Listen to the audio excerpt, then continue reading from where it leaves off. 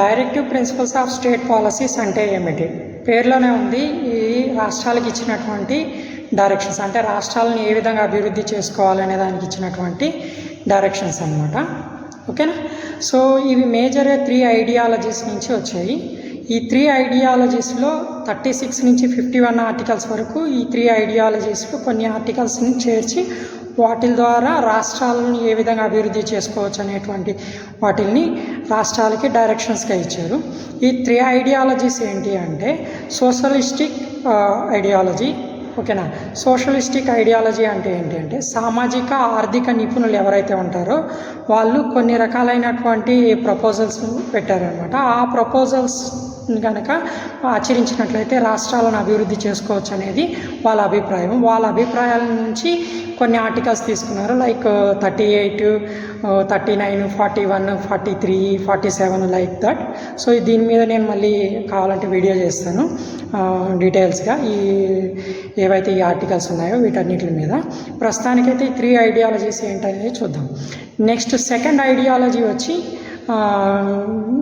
గాంధీ మహాత్ములు యొక్క ఐడియాలజీ ఏదైతే ఉందో ఆ గాంధీ గారి యొక్క ఐడియాలజీస్ నుంచి కొన్ని ఆర్టికల్స్ని ప్రపోజ్ చేశారనమాట. ఈ గాంధీ గారి యొక్క అభిప్రాయాల ప్రకారం ఏవైతే కొన్ని ఆర్టికల్స్ ఉన్నాయో ఆర్టికల్స్ని కూడా ఫాలో అయితే రాష్ట్రాలను అభివృద్ధి చేసుకోవచ్చు అనేటువంటి ఐడియాలజీ సెకండ్ ఐడియాలజీ. ఇంకా థర్డ్ ఐడియాలజీ ఏంటి అంటే ఈ థర్డ్ ఐడియాలజీ అనేది లిబరల్ అండ్ ఇంటలెక్చువల్ ప్రిన్సిపల్స్ అనమాట. లిబరల్ అంటే ఉదారభావం, అంటే విల్లింగ్ టు రెస్పెక్ట్ అనమాట. సమాజంలో ప్రతి ఒక్కరికి రెస్పెక్ట్ అనేది చాలా అవసరము. దానివలన మనం ఏదైతే రెస్పెక్ట్ పొందుతున్నా అంతే రెస్పెక్ట్ ఇతరులకి ఇవ్వాలని సమాజంలో ఉన్నటువంటి ప్రజల్ని ప్రోత్సహించాలన్నమాట, మోటివేట్ చేయడం అనమాట.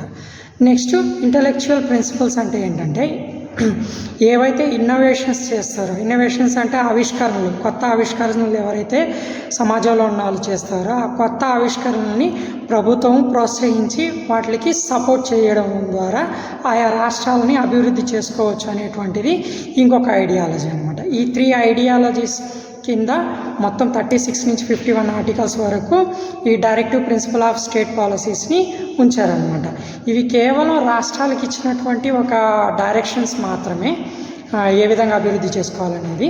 సో వీటిని ఖచ్చితంగా ప్రభుత్వాలు పాటించాలనేటువంటి రూల్ మాత్రం లేదు. అందుకే వీటిని ఏమంటారంటే నాన్ జస్టిసబుల్ ప్రొవిజన్స్ లేదా నాన్ జస్టిసబుల్ ఆర్టికల్స్ అంటారనమాట. అంటే ఈ ఆర్టికల్స్ కింద వీటిని అమలు చేయండి అని రాష్ట్రాలకి ఖచ్చితంగా అల్టిమేటం జారీ చేశారు. అంటే మీరు ఖచ్చితంగా వీటిని పాటించండి అని డైరెక్షన్స్ ఇచ్చేటువంటి రైట్స్ ఏ సిటిజన్కి కానీ లేకపోతే ఏవైతే ఈ directive principle of state policies ఉన్నటువంటి ఆర్టికల్స్ కింద ఆర్టికల్స్ని కోర్టుల్లో ఛాలెంజ్ చేయడం కానీ కోర్టులు వీటిపై విచారణ చేపట్టి వీటిని ఖచ్చితంగా పాటించండి లేకపోతే ఖచ్చితంగా అమలు చేయండి అని చెప్పేటువంటి రైట్స్ కోర్ట్స్కి ఉండవు. అట్లానే సిటిజన్స్ వీటిపైన ఛాలెంజ్ చేసే రైట్స్ కూడా ఉండవు. అందుకే వీటిని నాన్ జస్టిసబుల్ ఆర్టికల్స్ లేదా నాన్ జస్టిసబుల్ అధికారులు అని అంటాం అన్నమాట.